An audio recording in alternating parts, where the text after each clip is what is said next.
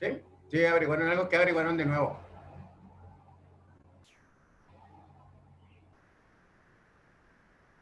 Hola, profe, buenas noches. Buenas noches, es milagroso escucharla. Otra vez se les olvidó bueno, ya, pero esta gente sí me ha dicho. Toca conseguir una botella de Vita Cerebrina.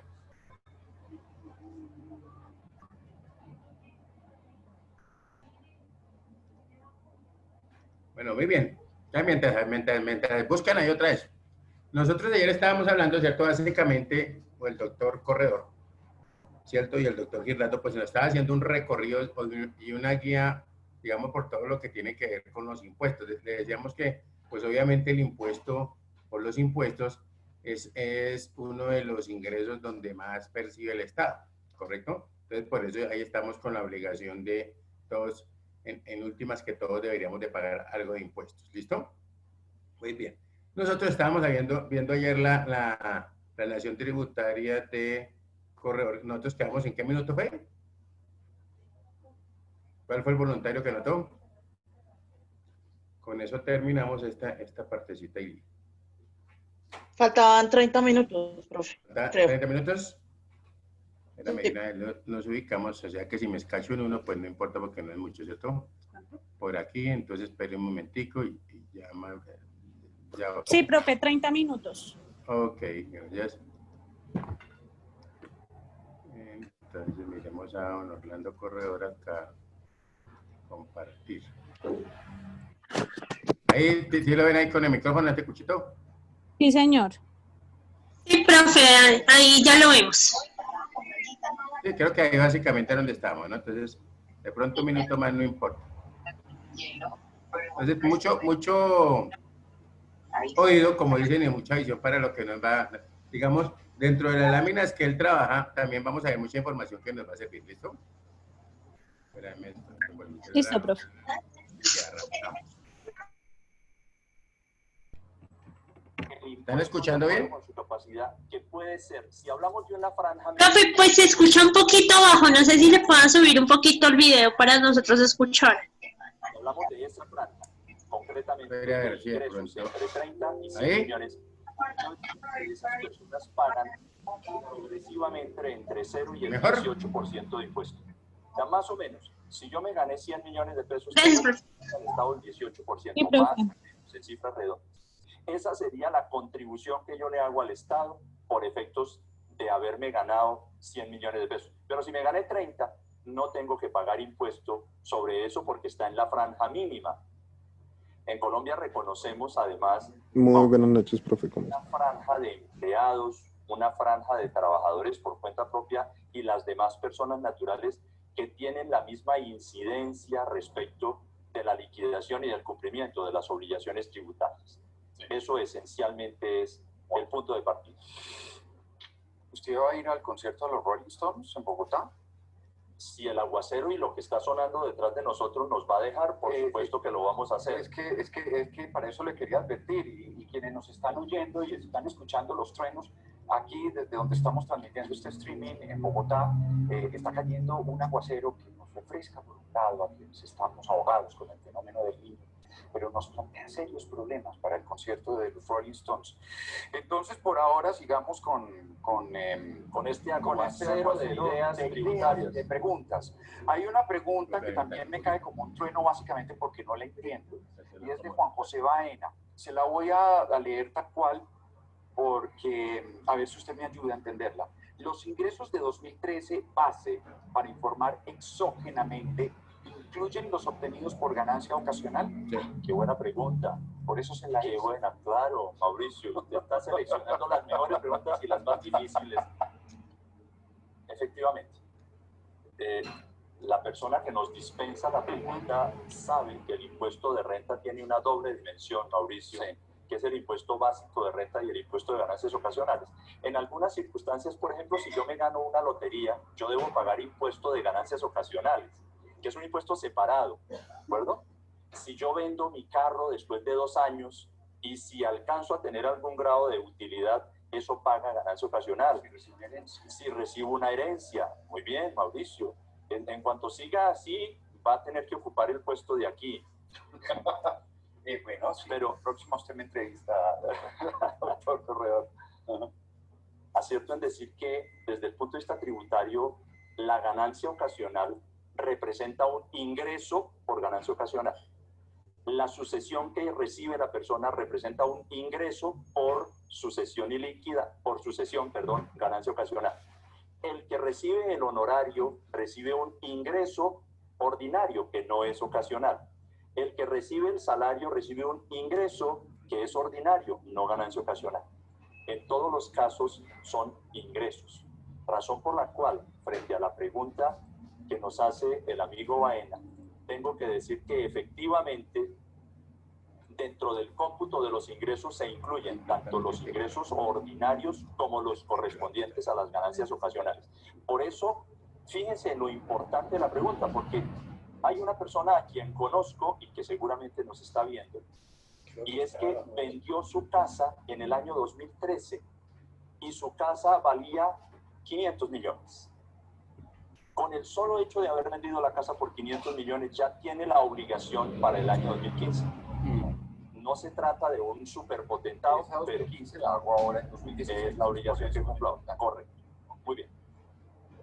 Mauricio, permítame, hago una pequeña reflexión alrededor del tema que venimos hablando en dimensión de la obligación de declarar renta, porque también no solamente para la franja media, baja o alta, la obligación de presentar declaración de renta es fundamental, pero lo quiero hacer en 2 minutos, seguro, valiéndonos de la lámina que tengo, la necesidad de que me ayuden a proyectar para poderle decir a las personas que gentilmente nos están siguiendo que la autoridad tributaria emitió un concepto de la mayor importancia en diciembre del año pasado que tiene que ver con la obligación de presentar declaración de renta por parte de los colombianos y extranjeros no residentes en Colombia que estando en el exterior poseen bienes en el país. La situación de hecho es, yo estoy viviendo en Alemania desde hace 20 años, pero sigo teniendo un apartamento, una casa, una finca, bienes en Colombia. Pero resulta que esos bienes que valen 800 millones, cualquier cifra, esos bienes no me generan ninguna renta. Allá vive mi abuelita, mi tía, mi hermano, yo no cobro arrendamiento, etcétera, no genero ningún ingreso. Pregunta, ¿el solo hecho de tener un patrimonio en Colombia me hace declarante de renta? La autoridad tributaria dijo a través del concepto 33112 del año 2015 que los colombianos que estén en el exterior, que aunque estén en el exterior posean bienes en el país y que no generen ingresos en Colombia, no están obligados a presentar declaración de renta en el país.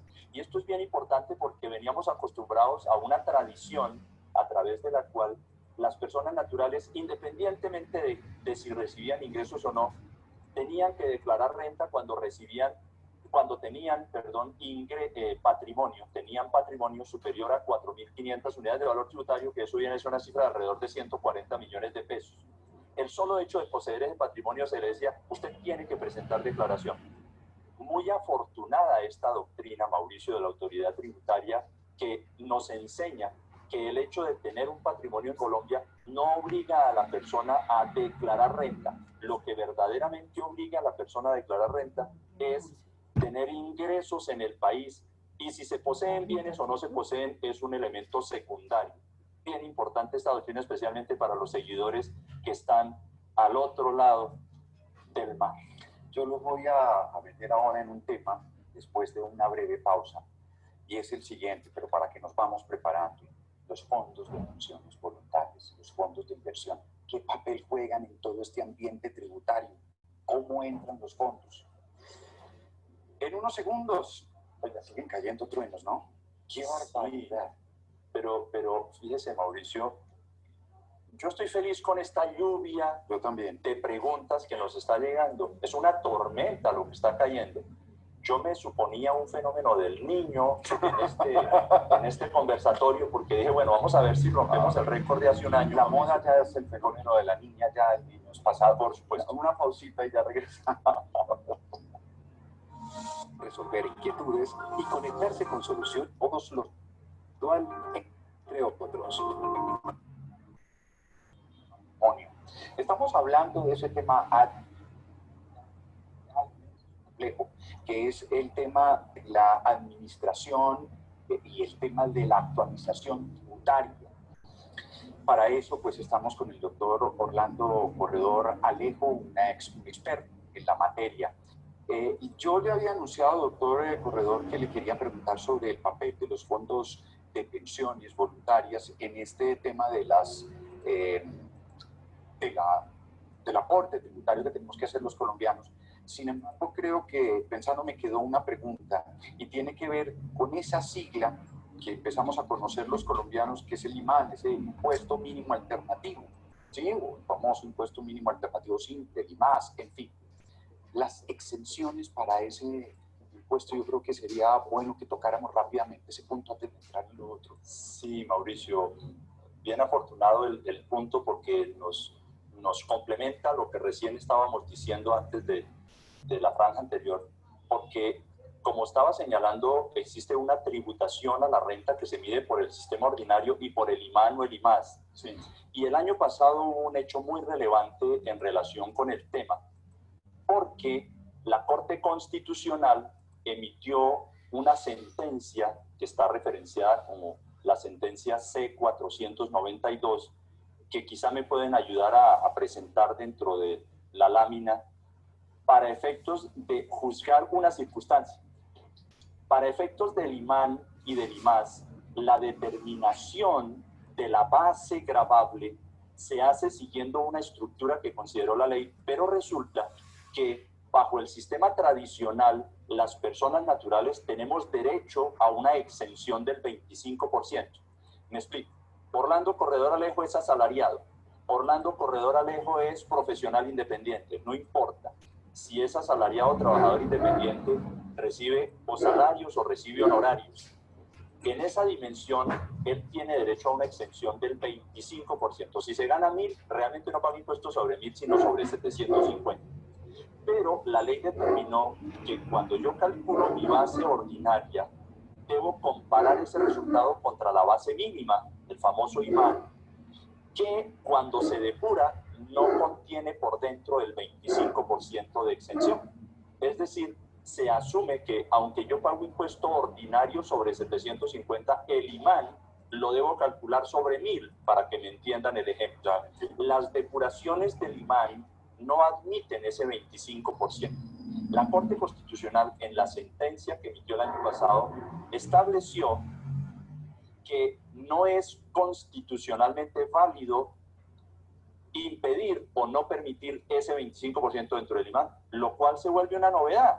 Y es una novedad porque entonces ahora el sistema IMAN va a liquidar el impuesto sobre 750, igual que en el ordinario, pero con una aclaración importante que hizo la Corte.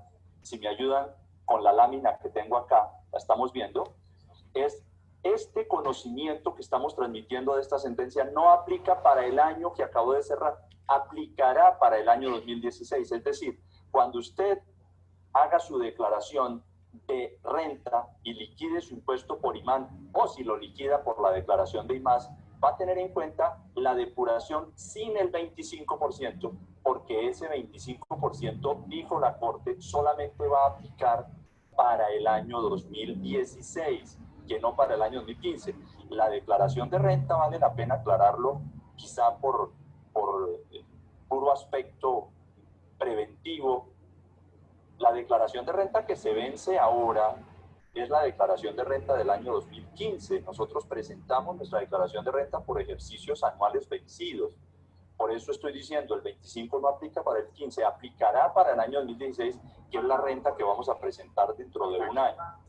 Y quizá también es muy importante, de la mano con el IMAN y con el IMAS, se acuñó en el país también la retención en la fuente mínima, que algunos llaman la retención del IMAN. Nos hemos hecho una pregunta. Bueno, el 25% se va a empezar a tener en cuenta en el 2016 para liquidar el IMAN y para liquidar el IMAS. Pero como el impuesto se hace efectivo a través de la retención en la fuente, yo puedo tener en cuenta ese 25% a efectos de la retención en la fuente mínima. Me voy a valer de esta lámina para expresar mi conclusión y voy a tomarme un pequeño momento para explicar dónde está el quid del asunto. La retención en la fuente mínima como fenómeno, la que le aplican los empleadores a los empleados, esa retención a fuente mínima no admite el 25%. Lo que admite el 25% solamente será la declaración de renta cuando se presente el año entrante. La retención a la fuente mínima se calcula todos los meses, Mauricio. Es una retención que se calcula sobre una base similar a la del IMAN, pero lamentablemente la sentencia de la Corte no hizo referencia a la retención mínima, sino exclusivamente se refirió al impuesto liquidado anualmente por el IMAN o por el IMAS, permitiendo la inclusión del 25% allá. Razón por la cual tenemos que seguir un principio orientador desde el punto de vista legal, que consiste en que uno no puede extender los efectos de una sentencia más allá de lo que dice la misma sentencia. Por esa razón, queridos amigos que nos están viendo y que tienen el conocimiento sobre el tema, tengan en cuenta que la retención en la fuente mínima, si bien coincide con el impuesto mínimo, no por ello significa que la retención deba computar ese 25%. No la tiene. Y como no la tiene, simplemente se hace la retención a la fuente mínima siguiendo las bases tradicionales. Sí. Mauricio. Tenemos 11 minutos apenas y tenemos muchos temas que abordar. Entonces me gustaría que entráramos directamente al tema de las pensiones. Los fondos de pensiones voluntarias. Por ejemplo, los aportes a los fondos ayudan a hacer una buena planeación tributaria. Por supuesto que tenemos que hablar de fondos de pensiones y hay varias cosas que yo quisiera expresar esta tarde, Mauricio, en relación con el tema. Primero, sabemos y reconocemos de manera suficiente que hacer aportes a los fondos de pensiones genera un beneficio tributario hasta un nivel equivalente al 30% de lo que las personas obtienen en el año. Ese es un elemento que ha venido tradicionalmente funcionando y que normalmente la gente reconoce. Pero ¿qué pasa? Los fondos de pensión en realidad se abren en dos niveles.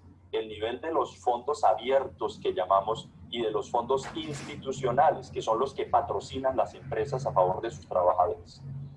Quiero hablar de los fondos abiertos, los que nosotros, personas naturales, podemos, a los que podemos aportar para lograr un beneficio tributario. Hace un rato le decía a Mauricio, si yo me gano 1.000, yo pago impuestos sobre 750. Pero ¿cómo puedo planear para no pagar sobre 750, sino sobre un poco menos? Hombre, primera alternativa, hago aportes a un fondo de pensiones. Los 1.000 puedo aportar hasta el 30%, aporto 300, eso me ayuda porque me baja a 700, y sobre 700 reduzco mi 25%, lo cual me lleva a una base tributaria de alrededor de 500, 600 pesos. En lugar de pagar sobre 750, pago sobre 600 o sobre 500 y algo, lo cual obviamente es benéfico. Ahorrar realmente produce ese primer beneficio. Pero hay cosas que vienen detrás de los fondos. Mauricio, tenga en cuenta y tengamos todos en cuenta que cuando yo expreso mi patrimonio, cuando yo miro mi patrimonio, dentro de mi patrimonio están los ahorros que tengo en el fondo de pensión. Los 300 pesitos de mi ejemplo que ahorré en el fondo, yo los tengo dentro de mi patrimonio como si tuviera una cuenta corriente o una cuenta de ahorros. Eso es una expresión patrimonial. Pero existe un par de ventajas que son bastante importantes en esta materia, Mauricio. Primero, ha dicho el Consejo de Estado que los ahorros que uno tiene dentro de los fondos de pensiones no están sometidos a la renta presuntiva. Lo explico. La renta presuntiva es el impuesto que debemos pagar mínimo todas las personas, distinto al IMAN, y que se calcula como un valor equivalente al 3% del patrimonio de la persona. Si yo tengo X plata de patrimonio, debo pagar un impuesto mínimo del 3% sobre eso, sobre el 3% de esa base patrimonial. Pero resulta que los aportes que yo poseo en el fondo de pensiones se sustraen de la base de renta presuntiva. Beneficio número 1. Y beneficio número 2. los rendimientos que generan los fondos de pensiones, porque mal que bien los aportes a los fondos de pensiones también generan un rendimiento. Los 300 pesitos que ahorré en mi ejemplo, al final del año probablemente valen 305. Esos 5 pesos que yo me gano como rendimiento del fondo de pensiones realmente no generan un ingreso para la persona en el momento en que el fondo los abona a la cuenta de la persona, sino que son grabados únicamente cuando yo los retire. Es una buena estrategia dejar el recurso en el fondo de pensiones, porque los 300 de mi ejemplo, con los 5 pesitos del rendimiento, están en el fondo generándome mayor rentabilidad, pero yo no pago impuestos sobre los 5 pesitos que me gané. Y no pago impuesto porque, como he dicho, la ley determina que, salvo que yo retire el recurso, va a pagar impuestos. Dejando, por supuesto, a salvo los beneficios de retiro, porque los valores, que yo poseo en el fondo de pensiones, los puedo retirar para fines de vivienda, por ejemplo. Cuando yo retiro para fines de vivienda, no me computan tampoco impuestos ni sobre el aporte que haya hecho, ni sobre el rendimiento que haya hecho. Son beneficios que se conceden para los planes abiertos, Mauricio. Otra, la dimensión de los planes institucionales, que van más acompañados hacia el beneficio y al fortalecimiento de la relación empresa-empleado, porque representa el aporte que hace la empresa al fondo de pensiones, representa una deducción de la renta, y para el trabajador, en cuanto ese recurso permanezca ahí, no le representa un ingreso. Eso es esencialmente, Mauricio, el tema de los fondos de pensiones, que en dimensión de cómo queremos hoy tal vez direccionar el comentario hacia las personas naturales, resulta de la mayor importancia. Pero mire, Mauricio, se me acaba de ocurrir en 30 segundos en señalar que hay muchos colombianos que tienen ahorros en Colombia, en el fondo de pensiones, enviando el recurso desde el exterior. ¿En qué situación están esos colombianos? Hombre, lo dijimos hace un rato. Si usted tiene ese patrimonio en Colombia representado en el fondo de pensiones y le genera unos rendimientos, ojo, esos rendimientos no se consideran ingresos, ¿de acuerdo? De tal manera que, por un lado, si no se consideran ingresos, yo no estoy obligado a declarar por el solo hecho de tener el rendimiento. Pero segundo, más importante que eso, esa persona puede estar tranquila de que mientras no retire el recurso no va a pagar impuestos en Colombia. Eso es bien importante, y especialmente si declara, tampoco los tiene que incluir en su renta presuntiva. O sea, por donde usted lo mire, hay un beneficio. Javi Pérez nos pregunta, los aportes adicionales que hace un trabajador dependiente a las cesantías, ¿también es deducible al impuesto de renta? Esta es una pregunta de esas que uno también desearía que le hubiera llegado, Mauricio. Por fortuna nos llega porque nos hace recordar una cosa muy importante. En el sistema de afiliación a fondos de pensiones y fondos de cesantías que entra como nuevo elemento, hay 2 tipos de sujetos: los afiliados dependientes, es decir, los asalariados, y los independientes. El Orlando Corredor del ejemplo que hemos puesto hoy como trabajador independiente o profesional independiente, el Orlando Corredor puede afiliarse a un fondo de cesantías y ahorrar en ese fondo de cesantías hasta una 12ª parte del valor de su ingreso. En la reforma del año 2014 se había dicho que los independientes no iban a tener derecho a ningún tipo de gastos distintos de los que tenían las personas naturales asalariadas. Pero la Corte Constitucional emitió una sentencia el año pasado por medio de la cual determinó que sí vamos a tener derecho a esas deducciones. Hago referencia a la sentencia C-668 del año 2015, donde la Corte Constitucional dijo: si hay un Orlando Corredor Alejo, profesional independiente, que gana honorarios, él tiene derecho a todas las deducciones que le permite la ley y no solamente a las mismas deducciones de los asalariados. Es decir, Orlando Corredor Alejo tiene derecho a la deducción de dependientes, a la salud prepagada, a la pensión, tiene derecho a los intereses de vivienda, tiene derecho a deducir la secretaria que paga los servicios públicos, el transporte que paga para recibir sus honorarios, pero tiene derecho también, en virtud de una disposición que voy a citar simplemente como referente, que es el artículo 126-1, tiene derecho a deducir de su renta el valor que aporte voluntariamente a las cesantías. La respuesta entonces es afirmativa. Las personas naturales independientes tienen derecho a deducir no solamente los gastos propios de su actividad, sino también los ahorros que hagan en los fondos de cesantía. Es bien importante que las personas tomen la cultura del ahorro, tanto en fondos de pensiones como en fondos de cesantía. Tenemos unos 3 minutos más o menos y uno más que me robe sin pagar impuestos, para hablar del tema de las expectativas que podríamos tener con esas recomendaciones de la Comisión Tributaria. En líneas generales, aunque también hay una pregunta muy interesante de Eber Mora Sánchez, que nos dice, de acuerdo al informe final de esa comisión de expertos, en donde propone tributar dividendos recibidos por las personas naturales en las sociedades cerradas, no se configura una doble tributación en la medida en que las sociedades pagan impuestos sobre esas utilidades fiscales que se pretenden distribuir entre los socios.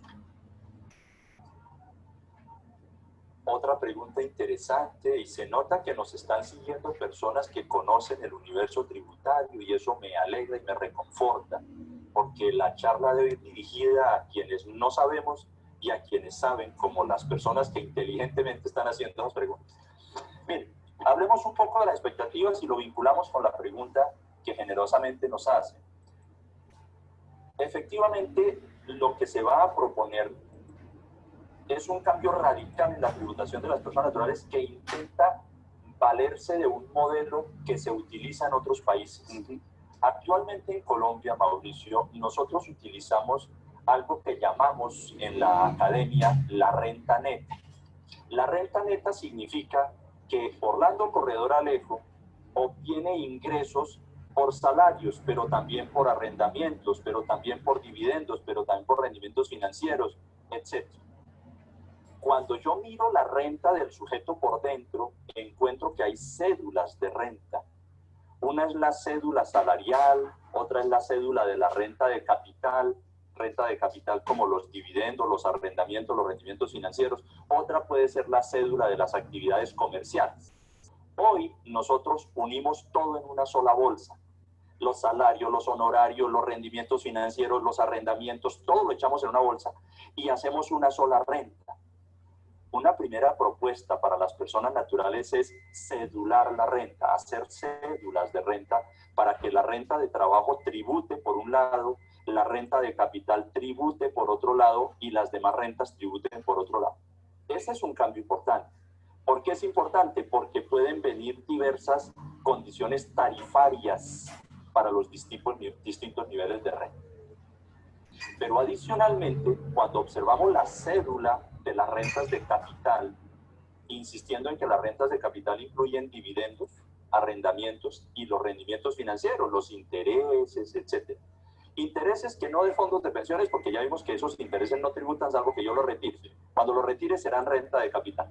Pero cuando vemos en dimensión esa cédula aislada, efectivamente se está proponiendo una modificación para que las personas que reciban dividendos efectivamente tributen sobre esos dividendos, y eso va a generar una doble tributación, porque realmente los dividendos es la utilidad de las sociedades que después de impuestos se reparten a los socios, y efectivamente eso genera un modelo de doble tributación que llamamos económica, que nosotros en el país tenemos erradicada desde el año 1986, pero que ahora la Comisión de Expertos quiere revivir copiando un poco el modelo de otros países como Chile, por ejemplo, o países de Europa que graban los dividendos efectivamente, y esto se hace simplemente con un ánimo eminentemente recaudatorio. Finalmente, en 2 segundos debo decir que hay otro cambio importante para las personas naturales, y es establecerles una renta mínima presuntiva sobre sus ingresos. Se quiere establecer más o menos que si yo desarrollo una actividad comercial, por ejemplo, los costos y gastos asociados no pueden exceder, por ejemplo, de un 85%, de tal manera que yo tendría que pagar mi impuesto sobre una base mínima del 15%. Ese es un cambio también muy importante que puede venir, que afectaría profundamente la base tributaria de las personas que ejercen ese tipo de actividades. Hay muchas cosas, Mauricio, en realidad. Bueno, pues yo creo que ya se nos acaba el tiempo. Usted tiene que llegar a su concierto de los Rolling Stones. Ha bajado la lluvia y los truenos en Bogotá. Pero de verdad, muchísimas gracias a ustedes. Contarles que esta charla va a quedar disponible para todos en la dirección www.proteccion.com/. inversiones. Ahí la pueden encontrar. También pedirles, porque para nosotros es muy importante para saber cómo estamos manejando esto y si ustedes están conectados con nosotros o tenemos que hacer más esfuerzos, que tienen una encuesta que van a encontrar allá en la página. Muchísimas gracias, doctor Corredor. Que le vaya muy bien. ¿Su canción favorita? Muchas gracias. Un abrazo especial para todos los que nos han visto. Todas las canciones de los Rolling Stones son apreciadas, bien entendidas, bastante escuchadas porque rememoran una época antigua de nuestra juventud, de tal manera que de verdad un abrazo especial para todos y muchísimas gracias. Muchísimas gracias a ustedes. Mi nombre es Mauricio Royave. Gracias por acompañarnos en este streaming de protección. Hasta una próxima. Cuando salga la reforma tributaria, damos otra vez una cita. Protección.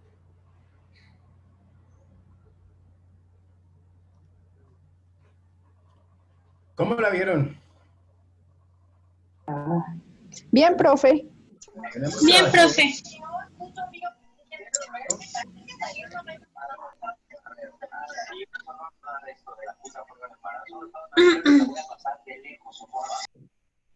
Tenemos trabajito, ¿cierto? Como les decía, sí, esto se trata de hay que leer mucho y fuera de eso que todos los años o cada 2 años nos están empujando una reforma tributaria. Entonces uno dice, no, ya me actualicé. Y resulta que en el siguiente año llegan y le hacen los cambios o han pensado en hacer cambios más adelante, etcétera, etcétera. Como lo que se hablaba del famoso, de la famosa reforma estructural, ¿cierto? Que todas las reformas nunca habían tocado los procedimientos, ¿cierto?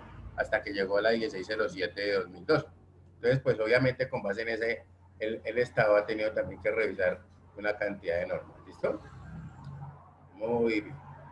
Pero si ustedes observan, ¿cierto? Hay diferentes temas o diferentes conceptos que es importante que los conozcamos, ¿cierto? Como la parte de lo que son los aportes voluntarios a los fondos de pensiones y ese tipo de cosas que pues poca gente la conoce, o siempre como bien es una entidad financiera, pues uno ya entra, está como prevenido de qué es lo que va a pasar ahí, ¿listo? Ahora, ¿ya encontraron algo de los, dónde está Viviana? ¿Encontraron algo de los bonos, sí o no?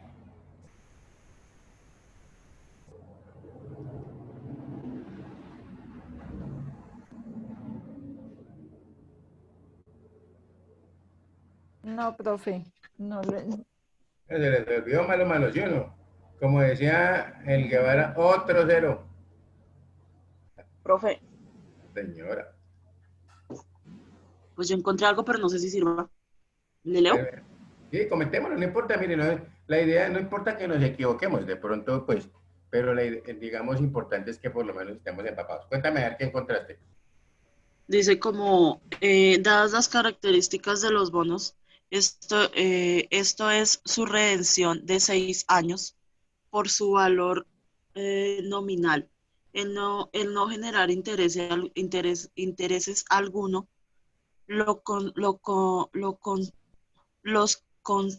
contribuyentes, discúlpame, profe, los contribuyentes obligados deberán evaluar la destinación o aplicación financiera que en términos de alivio en los flujos de caja y dentro de la estructura causen dentro de los estrictos cauceles de la ley puede darse a los BDSI y que no es otra diferente a nuestro juicio a donar tales bonos. Y dice,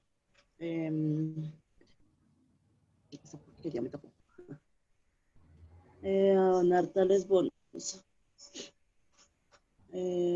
2 tipos de valoraciones previas habrá de hacer el contribuyente suscriptor forzoso de los bonos. La primera, el tiempo u oportunidad de la donación. La segunda, el destinatario de la misma. Dice 1. La valoración temporal la valoración temporal está determinada de un lado por otro. ¿Sí? La valoración terminada de un lado, por razón del año gravable, del año gravable, que según la conveniencia resulte más beneficioso, y por otra parte, la vigencia de la Ley 6 de 1992, que en cuanto al impuesto sobre la renta y en tanto se crean nuevas y más favorables opciones de donación. Ya. Okay. Observe lo siguiente, o sea, algo que quiero que se tengan claro es que esos bonos, todavía les sigo dejando la tarea, esos bonos no pueden ser emitidos porque el Estado le dio la sagrada voluntad, ¿cierto? Ni la cantidad que digamos que el Ejecutivo quiera en un momento determinado, sino que deben estar sometidos a una legislación, ¿listo? A una ley. Entonces, como vamos a observar más adelante, pues vamos a mirar que toda esa cuestión, todo esto que les he colocado con anticipaciones para que cuando entremos al tema, ustedes comiencen a, digamos, a hilar delgadito, como dice un amigo mío, y de ver cómo nos está afectando o qué se requieren en otras partes en otras palabras, perdón, para poder crear un tributo. ¿Listo? Muy bien, hayamos dejado un titulito, ¿sí o no? Para no estresarlos más.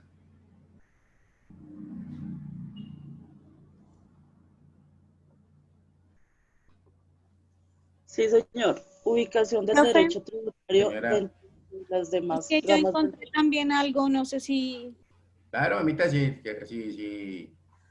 si lo tienes, léelo ahí un momentico que eso nos puede servir. Todo lo que Bueno. ustedes consigan.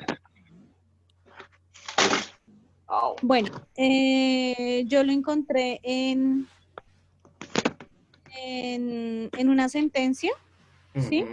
Sí, Que dice señora. cosa constitucional juzgada en el artículo 16. Ok. Y dice lo siguiente. Entonces dice lo siguiente. Bueno, facultad para emitir los bonos para desarrollo social y seguridad interna, BDSI, autorizarse al gobierno nacional para emitir títulos de deuda pública interna hasta por una cuantía de 270.000 millones de pesos. Eso es lo que yo quiero es que me diga, ¿correcto? Fíjese Sí, que, denominados. perdón, te interrumpo, ya te dejo seguir. Sí, señor. Fíjese que ya nos dijo hasta cuánto está, ¿cierto? Porque si no, si el gobierno se pasa de esas cifras, pues eso ya se vuelve inconstitucional e ilegal, ¿cierto? Por un lado. Y por el otro lado, recuerde que eso nos puede llevar a la inflación, ¿no? Dentro de lo que hablamos de medidas monetarias. Bueno, siga que eso ya me interesó, ahora sí me emociono. Entonces dice, bueno, hasta por 270.000 millones de pesos, denominados bonos para desarrollo social de seguridad interna, BDSI. Los recursos de la emisión de los bonos de que trata la presente autorización se destinarán a financiar gastos generales y de inversión de la nación, cuyo objetivo sea la seguridad nacional, los programas de reinserción para la paz y otros objetivos que se enmarquen dentro de la política económica del país. Para la emisión de los BDSI, que por la presente ley se autoriza, solo se requerirá: A, concepto de la Junta Directiva del Banco de la República sobre las características de la emisión y sus condiciones financieras. B, decreto que autorice la emisión y fije sus características financieras y de colocación. Correcto. Ya. Si ustedes lo llevan ahí también, por lo que les decía, ¿no? Todas las pautas que van a regir ese tributo, pues hay que decirlo, ¿correcto? Además, hay también, recuerden que es fundamental eso cuando nos habla de quiénes son los obligados, ¿cierto? Porque no todo el mundo es obligado, ¿cierto? Eso depende del patrimonio y pues la ley también siempre y generalmente es del patrimonio del año inmediatamente anterior. Entonces hay que tener cuidado con eso. ¿Listo? Muchas gracias. Sí. Muy bien. Entonces vamos a ubicarnos entonces, ahora sí, en la ubicación del derecho tributario dentro de las demás ramas del derecho. ¿Listo? Entonces recuerden que cuando yo hablo de más ramas del derecho, básicamente son dos ramas, ¿no? ¿Que son cuáles? Una que es el derecho público. Entonces colocamos primero, o como lo quieran. Primero, coloquemos primero derecho público. Entre paréntesis podemos colocar que regula las relaciones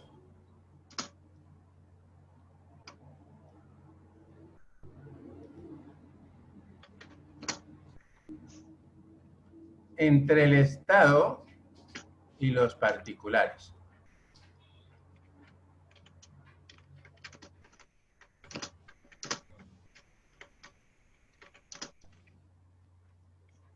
¿Listo? Relaciones entre Estado y particulares. Entonces, dentro de esos, el primero que encontramos se llama derecho, coloquemos ahí, a derecho constitucional.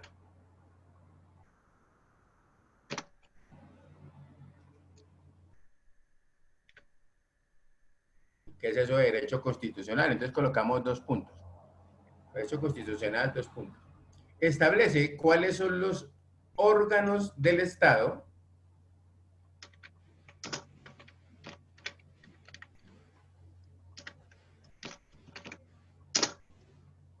coma, les determina sus funciones.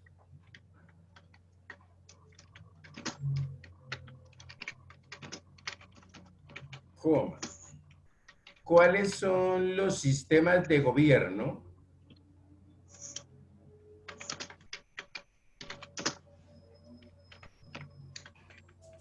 Coma. ¿Cuál es el ejercicio del poder, de las ramas del poder público?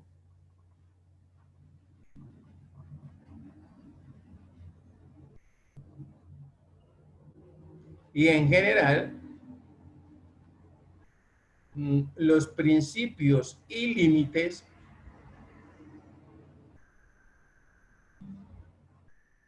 que regulan las relaciones entre gobernantes y gobernados.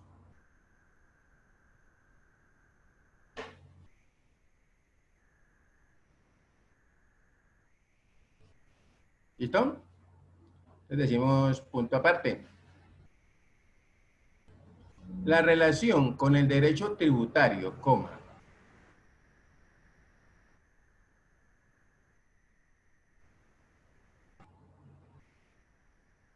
es que al constitucional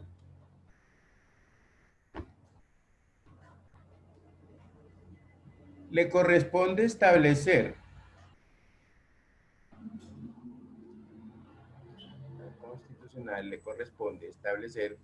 el marco general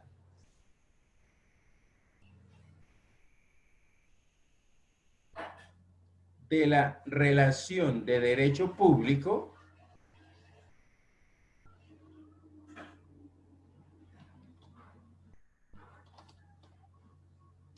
que se establece cuando se crea un tributo.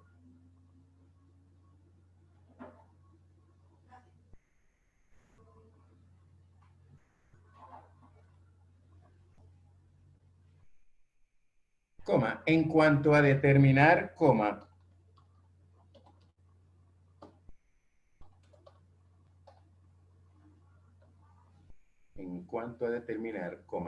¿cuáles son los órganos encargados de crear, coma? ¿Cuáles son los órganos encargados de crear, coma,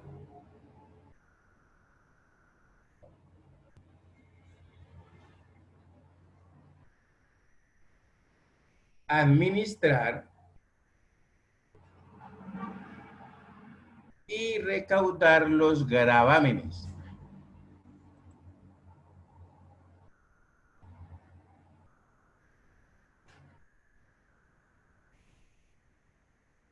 Coma, es decir, coma, que en la Constitución Nacional, es decir, coma, que en la Constitución Nacional se encuentran los fundamentos y finalidades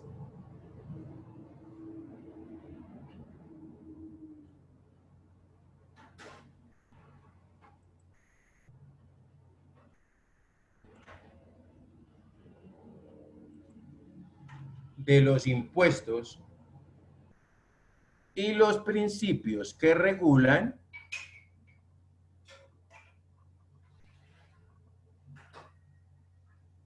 Principios que regulan el poder de imposición.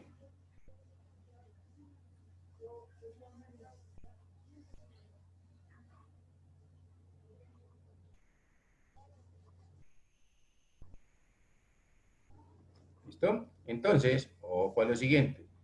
Debemos tener claro, ¿cierto? Que no es que solamente, digamos, el presidente sea el que establece los impuestos y ese tipo de cosas, sino que tiene que ser sometido a ¿qué?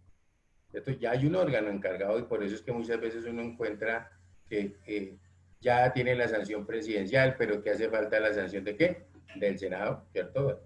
Digamos, de la Cámara y el Senado, o que ya falló uno, que le falta el otro, que unos están hablando de que esto sí es constitucional, bueno, inconstitucional, perdón. Entonces, porque no está consagrado en la Constitución. ¿Listo? Muy bien. Entonces decimos punto aparte B, puede ser. Derecho administrativo.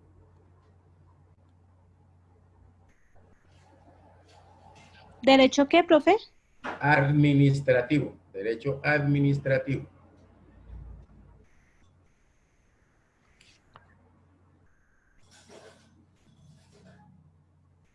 Entonces decimos 2 puntos.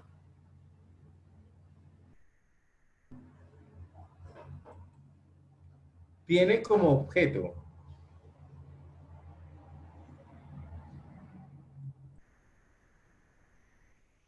el estudio de la organización jerárquica del Estado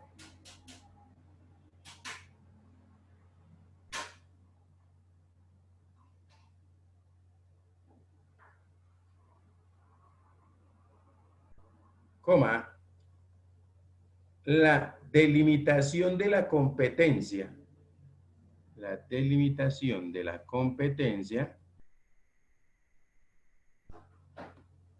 de los funcionarios públicos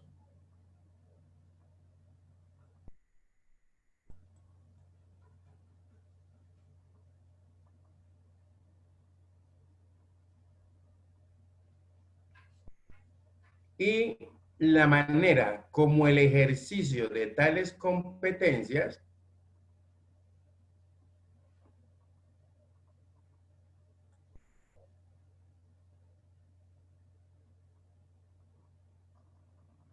afecta a los particulares.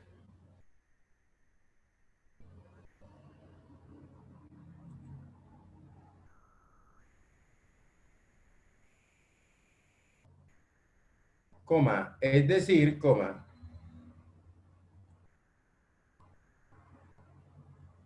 regula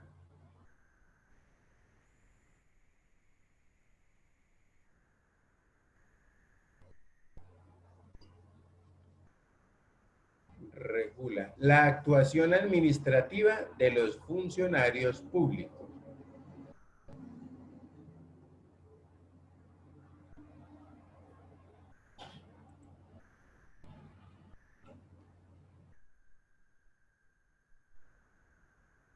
Punto aparte. La relación con el derecho tributario consiste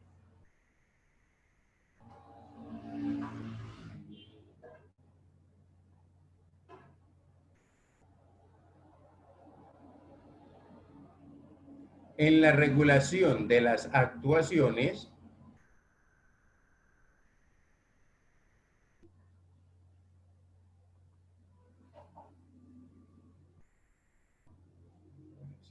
de los funcionarios de la administración tributaria,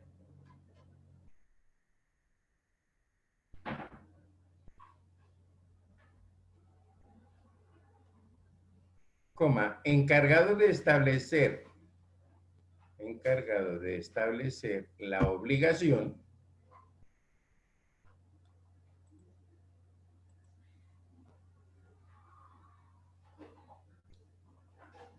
a cargo de cada contribuyente.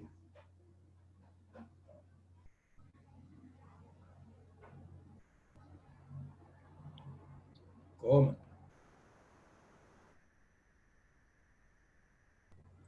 Recaudar los impuestos.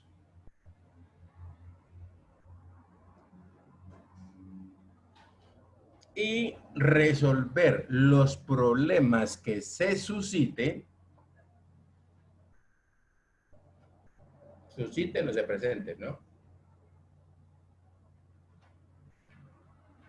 Con ocasión de esas actuaciones.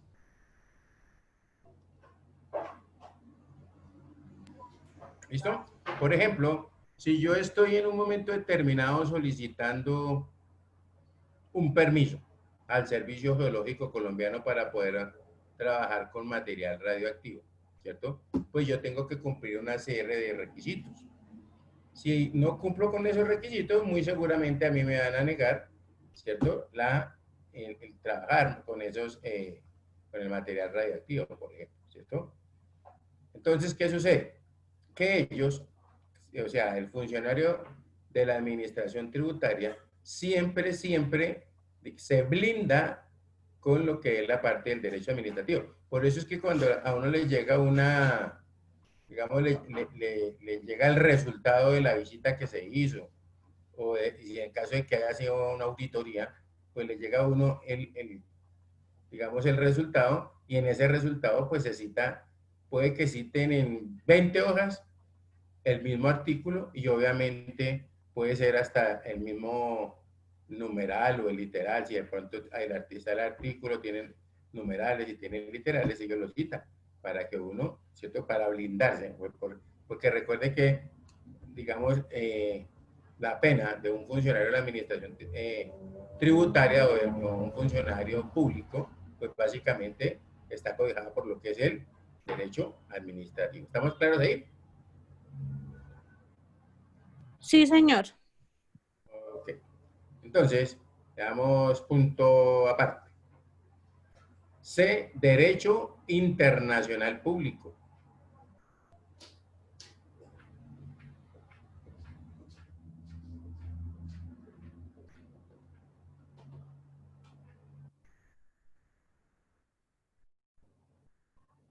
Derecho Internacional Público. Entonces decimos que dos puntos. Estudia las relaciones de los estados entre sí.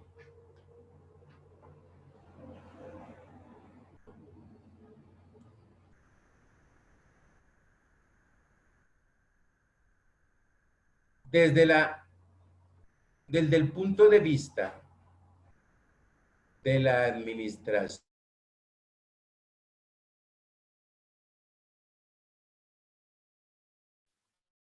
Profe, se le fue el audio. Se fue sí. 1, 2, 3, probando. Ahora sí. Ya. Quedamos Ok. desde el punto de vista Desde el punto de vista de la justicia y delimitación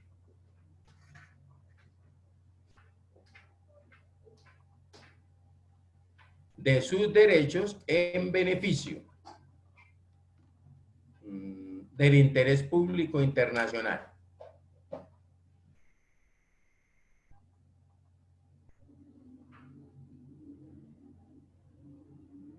Punto aparte. Su relación con el derecho tributario, coma,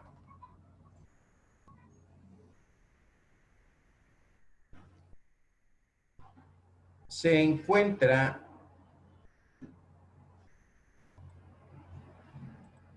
en lo correspondiente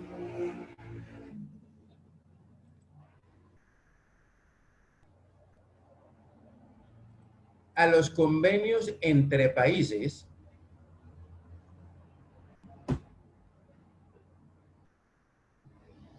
o grupos de países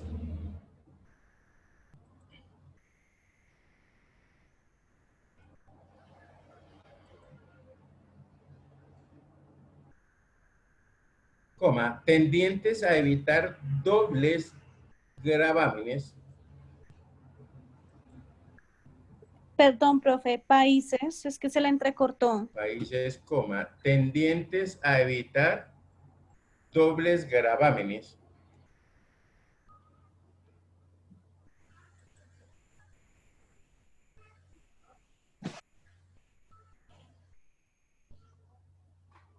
y crear incentivos o barreras impositivas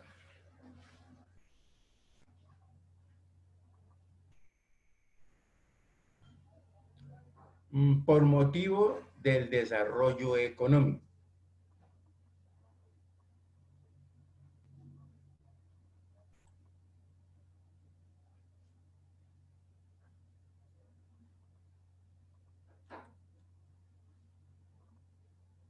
¿Listo? Entonces decimos, un momentico acá, le voy a compartir aquí.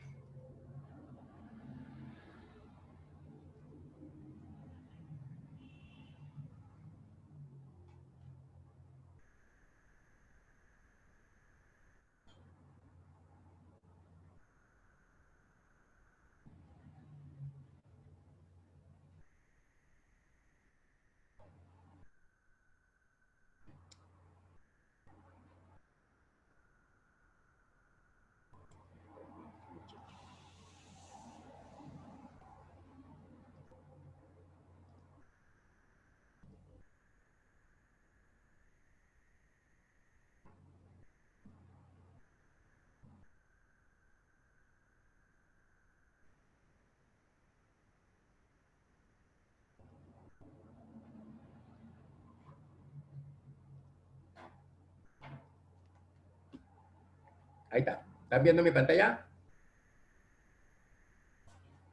Sí, profe. Sí, profe. Muy bien. Ojo a lo siguiente.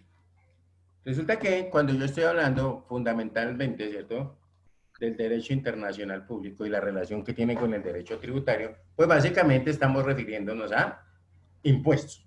Hasta ahí estamos claros todos, ¿no? Sí, señor. Muy bien. Entonces, de pronto ustedes en las, ¿qué les digo yo? En los empaques, a veces de la crema dental Colgate o del jabón Palmolive, ¿cierto? Pues son de la misma fábrica. Entonces uno mira, dice, necesitamos llevar o traer o llevar una mercancía desde Lima, ¿para qué lo tengo? Míralo, ¿cierto? Lo voy a llevar de Lima hasta Maracaibo en Venezuela. O sea, observen que aquí Lima está en Perú, ¿cierto? Y nosotros tenemos por acá a Maracaibo, que está en Venezuela. ¿Listo? Todo ese trayecto. Resulta que para realizar ese trayecto, ¿yo qué tengo que hacer? Pues a pasar por todos estos países. O sea que tendría que atravesar a Ecuador, ¿cierto? Colombia y pues y obviamente parte de Venezuela. ¿Estamos ahí? Sí, señor. Resulta que nosotros, ¿cierto? Nosotros los colombianos, como somos, como decía un amigo mío, tan abejas, hacíamos el transporte, o agarramos un carro desde Lima y hacíamos todo el trayecto y llegábamos acá, a Maracaibo, ¿correcto? Y de pronto entonces llegaba de Maracaibo y me salía otro flete y me volvía para Barranquilla, etcétera, etcétera, etcétera. ¿Listo? Entonces, ¿qué pasó? Pues obviamente hubo la necesidad, o estos gobiernos de Ecuador, Perú y Venezuela tuvieron la necesidad de comenzar a mirar cómo podían controlar, ¿cierto? Digamos, ese acontecimiento, porque incluso los mismos, digamos, los mismos clientes estaban pues contentos con lo que era que les transportara la mercancía, digamos, la responsabilidad fuera colombiana, ¿correcto? Pero entonces, ¿qué pasó? Que resulta que al yo hacer, digamos, al Colombia hacer todo este recorrido, pues obviamente el ingreso, ¿dónde se va a quedar? En Colombia, ¿cierto? ¿Sí o no? Entonces, ¿qué se dijo en su momento? Pues la idea sería, ¿cierto? Que, por ejemplo, si arrancamos desde Perú, pues que Perú hasta la frontera con Tumbes, ¿cierto? Llegue a Perú, llega a Tumbes, ¿cierto? Pero ahí se encuentra con Guaquillas, que es en el Ecuador, llega a Tulcán, en Tucal se encuentra con Ipiales, que es de Colombia. ¿Sí me están viendo aquí mi desplazamiento? Sí, señor. Correcto, llego a Ipiales, vengo acá, paso Colombia, llego a Cúcuta, pero en Cúcuta, entonces está San Antonio y San Antonio ya es de Venezuela. ¿Listo? Entonces, ¿qué se dijo? Si yo, por ejemplo, soy un solo, digamos, una sola porque podía ser Ecuador, podía ser Perú, cualquiera de ellos, hiciera todo este trayecto, pues obviamente, ¿cierto? Lo que se argumentaba era que los nacionales peruanos, ecuatorianos y venezolanos, pues obviamente, digamos, el ingreso, digamos, ¿cómo les digo yo? Estaríamos trayéndonos el ingreso de ellos. Entonces, ¿qué se dijo? Fácil. Entonces, agarremos la mercancía, ¿cierto? Llegamos a Perú, perdón, la agarramos en Perú, en Lima, la traemos hasta Tumbes, la descargamos, en Guaquillas cargamos, la llevamos hasta Tulcán, ¿cierto? Ya no puede pasar ahí, entonces descargamos, en Ipiales lo recoge el carro colombiano y entonces eso se nos volvió un problema complicado, ¿cierto? ¿Cuál problema? Que resulta que si yo hago esa operación, tengo que estar incurrido en qué? ¿En costos adicionales o no? Sí. Claro, y esos costos adicionales son ¿qué? Cargues y descargues. ¿Cómo voy yo a estar descargando aquí y otra vez? Pues si fuera una sola pieza, pues de pronto sale, ¿cierto? Pero yo me acuerdo que nosotros trajimos 135 mulas con sal desde Venezuela, por ejemplo, ¿cierto? Cuando en su momento de las negociaciones, entonces cuando estaba abierto el comercio. Entonces, si uno se fija, pues digamos, al estar una sola persona haciendo todo este trayecto, pues obviamente los nacionales de cada país se van a ver afectados. ¿Qué se dijo? Entonces, una de las soluciones es que nosotros abramos empresas, ¿cierto? Donde hayan socios peruanos, ecuatorianos, colombianos y venezolanos. ¿Listo? En otras palabras, eso se llamaba una empresa multinacional andina. ¿Correcto? Las EMA. De pronto ustedes, si han escuchado o de pronto ven por ahí, eso es una EMA, empresa multinacional andina, ¿cierto? Para darle participación a cada uno de estos, digamos, de estos países o de estos nacionales. Ahora, ¿qué pasa? Como todo tiene que ver con la parte del impuesto, yo voy a utilizar las carreteras, ¿cierto? De cada uno de estos países y vamos a asumir, de pronto que yo hice, el flete me costaba, digamos, para que lo entendamos rapidito, $10,000. Yo hice el cuadre de $10,000 y digamos, en impuestos, ¿cierto? Hablemos de pronto de una retención, es de $1,000, ¿cierto? O sea que el 10%. Ojo a lo siguiente, ustedes se imaginan donde yo tuviera que el Perú me descontara el 10, Ecuador el 10, Colombia el 10 y Venezuela el 10. ¿Qué pasaría con digamos, con el producto? ¿Se incrementaría o no? ¿Sí o no? Porque sí, yo como cliente, como Colgate-Palmolive, yo tengo que pagar, en lugar de pagar 1,000, tendría que pagar 4,000, pues eso de una vez se lo incremento al producto, ¿cierto? Y que lo pague el cliente, que es el consumidor final. ¿Estamos claros ahí? Entonces, lo lógico que es que cada uno de estos países, ¿cierto? Pues tenga su participación y eso fue lo que se logró a través de esto. ¿Listo? Yo me acuerdo en ese tiempito también que en Venezuela se creó un impuesto adicional. Pues, digamos también porque pues igual como todo, ¿no? Siempre hay el que se las quiera pasar de vivo. Y también que se dijo, me acuerdo del doctor Jaime Salazar, que en su momento era el gerente de tráficos y fletes y de transporte Rafael Salazar. Él dijo, es más fácil, en lugar de estar cargue y descargue aquí, ¿cierto? A través de estas empresas, lo que vamos a hacer es a colocar unos contenedores o unos trailers, ¿correcto? ¿Qué pasa? Entonces, el vehículo que viene desde Lima llega a Tumbes, ¿listo? Desengancha el tráiler y lo engancha digamos, una tractomula ecuatoriana, un chuto, como lo llamen. ¿Listo? Hace lo mismo, viene aquí, llega aquí, desengancha, ¿y qué es lo que sucede? Pues él se regresa con otra carga que vaya para el otro extremo, ¿sí me entiende? ¿Estamos ahí? O sea, no voy a tener la operación de estar utilizando montacarga ni nada de ese tipo de cosas. ¿Correcto?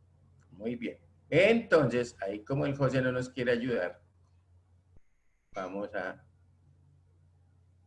¿Estamos claros, José?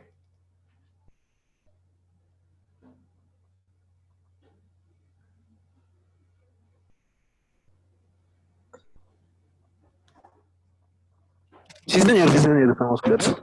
Qué pena, sí, señor.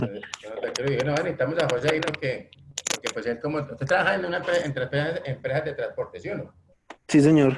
Entonces, lo que les decía, pues más fácil es ubicar. Compremos, no sé, 10, se me olvidó, 10 remolques, ¿cierto? O con su correspondiente contenedor y los dejamos en la frontera. Y entonces lo que se hace es que se engancha y se desengancha, ¿cierto? O se desengancha y se engancha más bien. Y se regresa y, digamos, se va a incrementar digamos, el flujo del transporte. ¿Correcto? Que no es lo mismo que llegue, descargue y entonces después que, me voy vacío, ¿cierto? Porque eso también se cobra, ¿no? La Sí, movilización claro. por vacío. Porque si a mí vienen aquí a la playa, allí al centro, y alguien necesita traer una mercancía, se me ocurre a mí, desde Barranquilla, ¿correcto? Y yo tengo que llevar el carro, yo tengo que pagar peajes, tengo que pagar el conductor, ¿sí o no? Tengo que pagar el combustible, bueno, todo lo que se requiere para irse hasta allá. Entonces se cobra generalmente una movilización por vacío. Cuando no hay carros en plaza, pues la gente si está dispuesta a pagarlo, pues uno presta el servicio. Y si no, es mejor no meterse en ese cuento. ¿Estamos ahí todos? Sí, señor. Ok, muy bien. Entonces, ¿preguntas acerca de esto hay alguna o no hay? No, señor. Muy bien. Entonces, espérame que se me olvidó.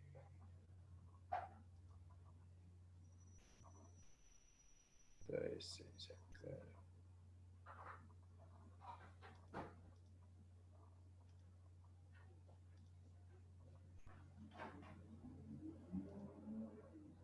Claro, muy bien. Entonces, sigamos con... Hablamos del derecho, ¿cierto? Básicamente hablamos del derecho, de qué es lo que es el derecho público, que está básicamente regulando las relaciones entre quién, entre el Estado y los particulares. ¿Listo? Dentro de eso encontramos el derecho constitucional, el derecho administrativo, el derecho internacional público y me falta uno de derecho penal. Y decimos 2 puntos.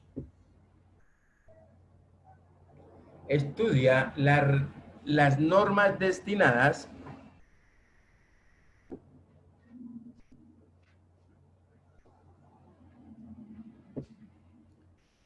a sancionar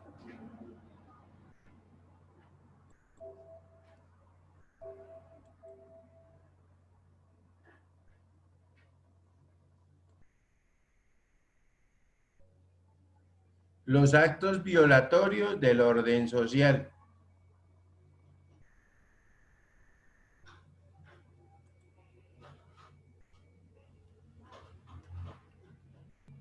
Punto aparte. Su relación con el derecho tributario.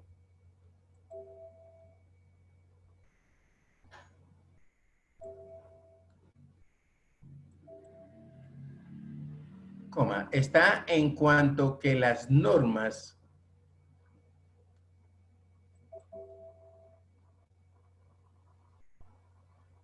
que establecen las sanciones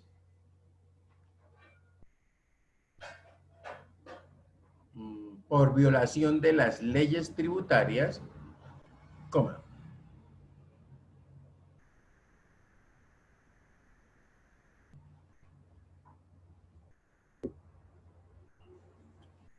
forman parte del derecho penal.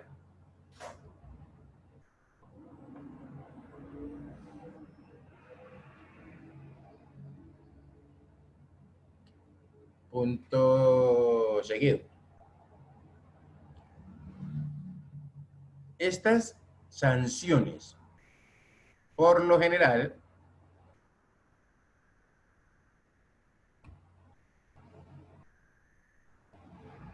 son económicas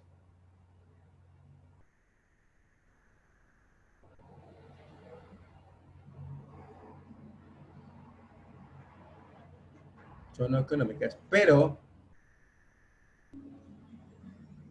existen algunas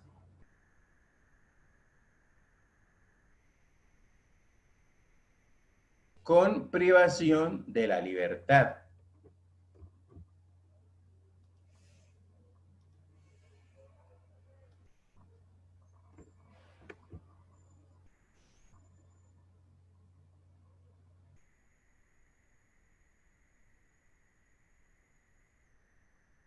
Con privación de la libertad. Coma, por ejemplo,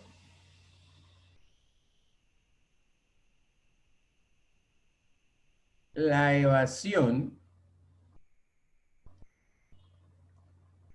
del derecho de aduana o contrabando.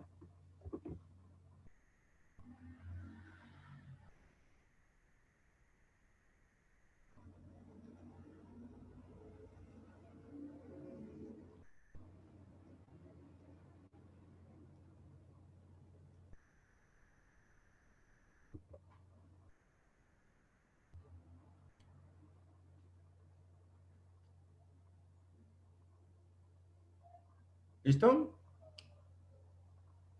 Muy bien. ¿Eso qué quiere decir? Pues que fundamentalmente, ¿cierto?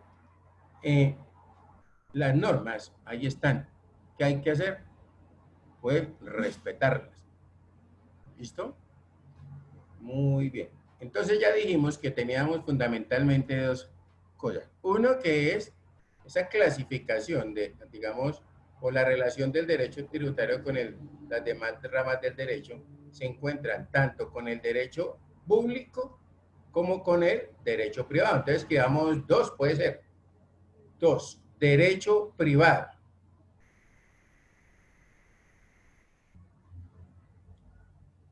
Y entre paréntesis colocamos, regula las relaciones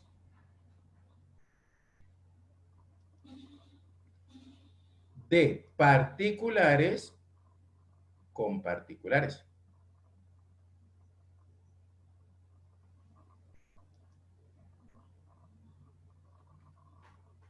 ¿Listo? Y dentro de ese, el primero que nos aparece es el derecho civil. Vamos a ir a derecho civil, 2 puntos.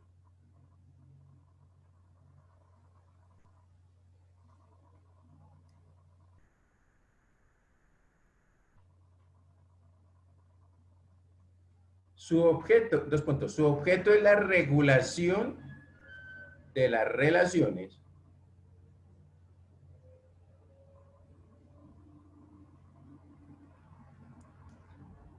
entre particulares, coma.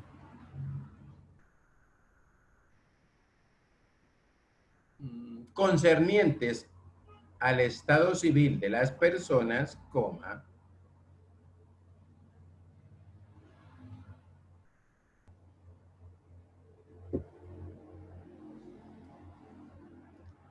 Obligaciones familiares, coma.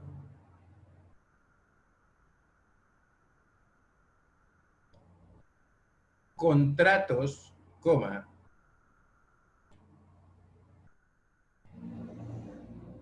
Posesión y sucesión de patrimonio.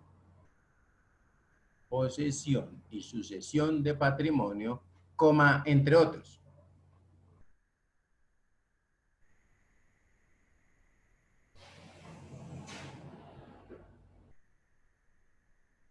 Su relación, punto aparte, su relación con el derecho tributario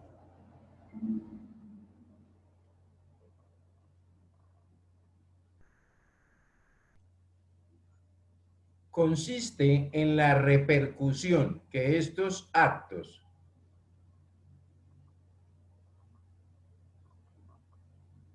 estos actos, ¿En qué, profe, perdón? en la repercusión que estos actos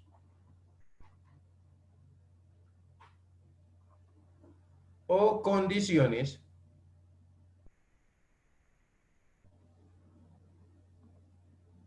tienen en la obligación tributaria.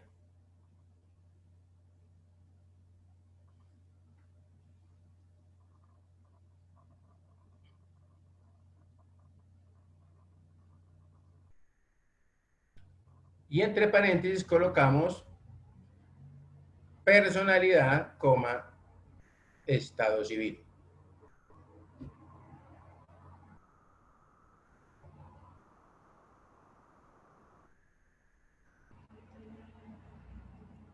¿Listo? Y entonces ahí es cuando comienzan a jugar una cantidad, ya dijimos, relaciones de particulares con particulares, ¿correcto?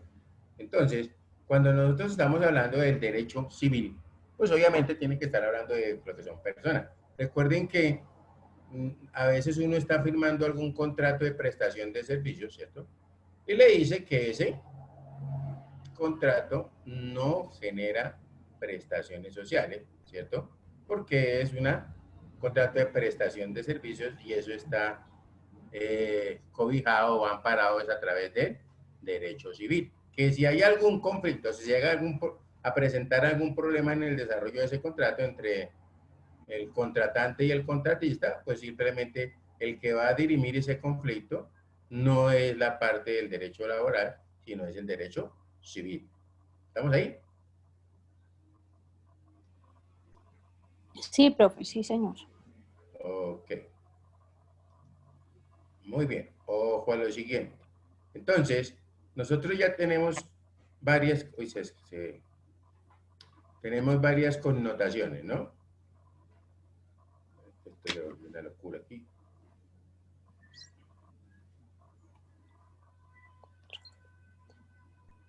Digamos, dentro de esta otra parte, B.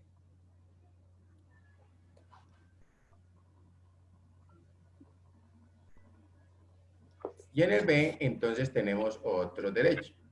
Y ese derecho se llama derecho laboral y comercial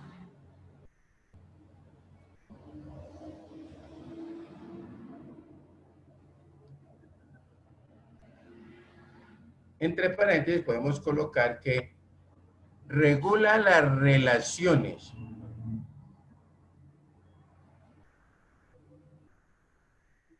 entre patronos y trabajadores, regula las relaciones entre patronos y trabajadores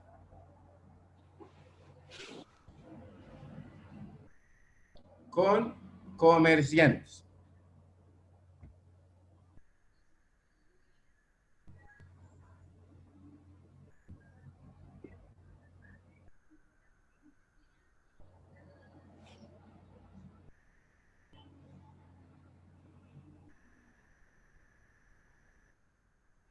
Muy bien. Entonces, ojo a lo siguiente. Le hagamos punto aparte. Su relación con el derecho tributario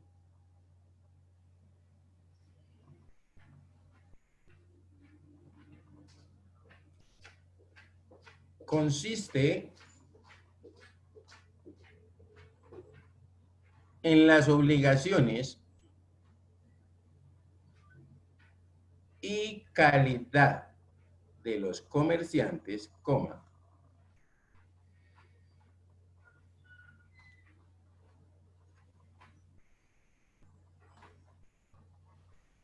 en cuanto toca con las obligaciones tributarias formales.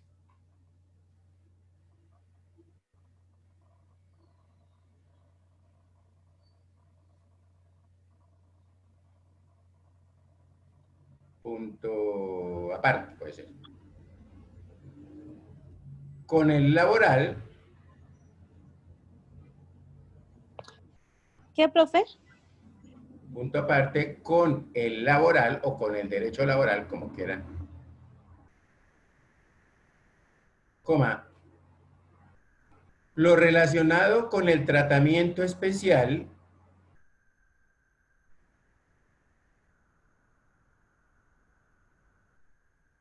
que siempre se otorga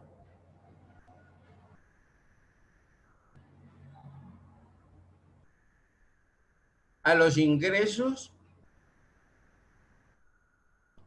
de tipo laboral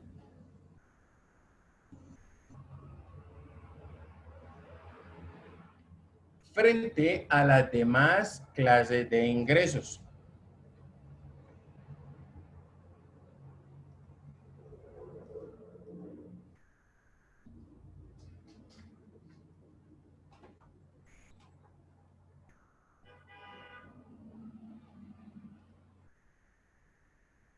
¿Listo? ¿Qué era lo que nos decía?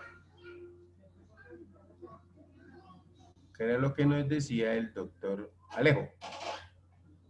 ¿Correcto? Que básicamente siempre nosotros tenemos un 25% todavía está.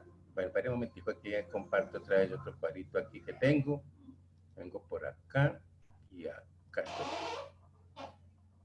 Entonces, ojo a lo siguiente. Y para concluir esa sesión así facilita. Entonces, si nosotros, ¿están viendo mi pantalla?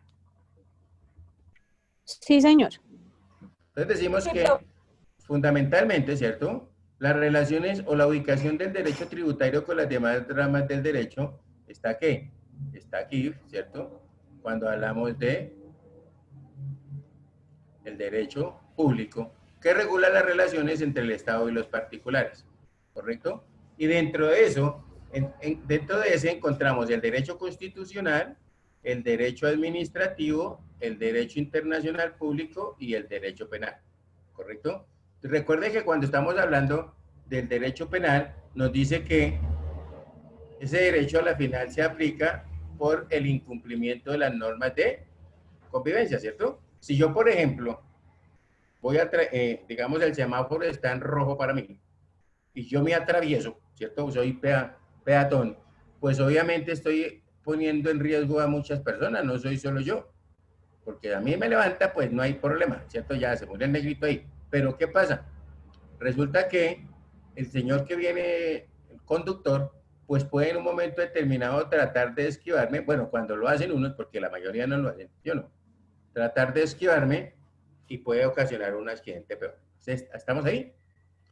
Que coloques el cinturón, pues ya sabe que se tiene que colocar el cinturón de, ¿cierto? De seguridad, pero si no se lo coloca y lo para la policía, pues obviamente también puede llegar a ser sancionado, ¿correcto?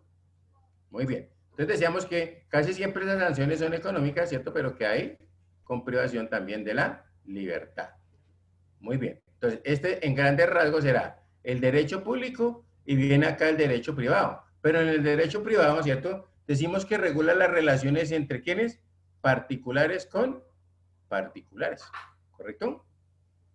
Muy bien. Entonces, y le dice que tendiente a ¿qué? Una cosa, ¿cierto? Al derecho, o sea, el derecho civil, que tiene que ver básicamente, digamos, con el estado de las personas, ¿cierto? ¿Usted es casado o es soltero? Porque si, ojo a esto, que en la parte tributaria, ¿cierto? Generalmente, digamos, cuando hay un bien raíz, digamos así, por ejemplo, una casa, ¿correcto? Hay veces que las personas, pues, cada una declara miti-miti, ¿cierto? Porque una parte es de una persona y la otra es de la otra persona. ¿Estamos ahí? Entonces, sí, profe. Si eso es así, pues obviamente, digamos, habría que estar pendientes de digamos, de resolver esos conflictos que se pueden llegar a presentar en un momento determinado. ¿Y a quién le toca? Pues al derecho civil. ¿Listo? Muy bien. Ojo a esto. Resulta que en ocasiones también se tiene que estar hablando de los menores de edad. Y recuerden que un menor de edad no está en capacidad de obligarse, es lo que dicen las normas, ¿no? Los menores de edad no están en condiciones de obligarse. ¿Por qué no están en condiciones de obligarse? Porque dice que se consideran como incapaces. ¿Estamos? Pero lo que sí es cierto es que también puede ser nombrada una persona aquí, ¿cierto? Una persona que sea la que los represente. Y obviamente esa persona pues debe ser tenida en cuenta en un momento determinado. ¿Listo? ¿Para qué? Porque, ¿será que puede haber un menor de edad que tenga que hacer declaraciones? ¿Ustedes qué opinan? El del B. No, Profe, ¿un menor de Sí. edad que qué, perdón? ¿Que tenga que llegar a tener que presentar declaración? No. Sí, claro. Sí, Claro que sí. Es abusado del sí, mismo. claro. Claro que sí, porque imagínense que el abuelito les dejó las tierras, no tenía nadie más y le dejó las tierras, y esas tierras suman más de Tutor. 150 millones. ¿Puede pasar o no? Claro. Sí. Pero ahí no entraría a ser propiedad, no sé, de algún tutor o de alguna otra persona. Por eso estamos, de eso se está tratando precisamente, esto es lo que estoy diciendo, ¿cierto? Declarar. Él tiene que esa obligación, pero tiene que nombrar una albacea o tiene que nombrar a alguien que lo represente, es pero diferente. está en la obligación. ¿Sí me entender? Sí, pero no simplemente por como el hecho de los tal, tener sino la persona que esté a cargo de él. No, porque los bienes son de él. Lo que pasa es que la persona los representa. Esos bienes no son de la persona, son de... Es más, Se lo administra. De es tutor, correcto. mejor dicho. Es como Se los cuando, va a por administrar. ejemplo, es como cuando, por ejemplo, estamos hablando del derecho civil, ¿cierto? Un matrimonio. Entonces hay una casa, pues, digamos que la casa cuesta 200 millones, generalmente cada uno declara 100 millones, ¿cierto? Hay otros que dicen, no, más bien declare usted solamente esa vaina ahí para que no tener problemas, ¿cierto? Para no entrar en discusiones, ¿listo? Pero a la final, cuando hay conflictos de separaciones, recuerden que siempre dice que si las personas convivieron por más de 2 años, todo lo que hay ahí, si no se hicieron capitulaciones y ese tipo de cosas al llegar al matrimonio, entonces cada uno miti. ¿Estamos claros ahí? La mitad de uno y la mitad del otro. Entonces eso, pues, ¿para qué uno va, en otras palabras, a declarar algo que no es de uno? ¿Estamos? Muy bien. Ahora, aquí hablamos, que les voy a señalar, que era el que quería traer a colación, derecho laboral y comercial, ¿correcto? ¿Qué regula? Las relaciones de patrones, ¿cierto? Y trabajadores con comerciantes. ¿Y eso qué es? Pues simplemente, más colorcitos, simplemente esto que es, que si yo en un momento determinado, ¿será que yo puedo ser empleado y puedo ser a su vez, a la vez ser patrón de alguien? ¿Ustedes qué opinan? Sí, claro, profe. Sí, claro, profe. Toda la vida, ¿sí o no? Sí, señor. ¿Qué es lo que sucede? Sí. Que generalmente, ¿cierto? Digamos, esas relaciones que se van a surgir aquí, que las estoy pintando mejor, eso. Dice, derecho laboral va a regular las relaciones entre patrones y trabajadores. Hasta ahí estamos de acuerdo, ¿sí o no? Pero el derecho comercial va a regular las relaciones entre patronos con comerciantes y trabajadores con comerciantes. ¿Cómo la vio? ¿Y está en lo cierto? Sí, eso es lo que se hace, ¿no? Generalmente. ¿Estamos? Entonces, vuelvo y repito, fíjense que el derecho tributario no está solo. Incluso alcanzamos a hablar nosotros, cuando se habla del derecho internacional público, hablamos de países y grupos de países, ¿correcto? Recuerden que nosotros tenemos los bloques económicos, y esos bloques económicos, ¿cierto? Como el ACA, digamos la Comunidad Económica Europea, todo ese tipo de grupos económicos que se hacen con el fin de ¿qué? Pues de ayudar de coadyuvar a los países menos, digamos, en vía de desarrollo, ¿sí? No subdesarrollados como nos decían antes, sino en vía de desarrollo. ¿Listo? ¿Estamos claros hasta ahí? Sí, señor. Muy bien. Entonces, sí, señor. Ojo en lo siguiente. Importante que miremos, digamos, dentro de la parte de los tributos como tal, uno de los más complicados o de los más dolorosos es donde estoy ubicadito acá, mírenlo. ¿Correcto? Porque recuerden que de pronto escucharon que desde la ley 550 de 2000 ya se decía que si usted si hacía el loco con los impuestos o con el pago de las retenciones, podría ser sujeto, ¿cierto? ¿De qué? De privación de la libertad. Lo que pasa es que uno a veces no se da cuenta y eso es delicado, ¿correcto? Entonces, si eso es así, ¿cierto? Hoy en día, pues yo, digamos, generalmente se dice que las penas son económicas como todo, ¿no? Si usted tiene con qué pagar, entonces listo, pero si no, pague y pague.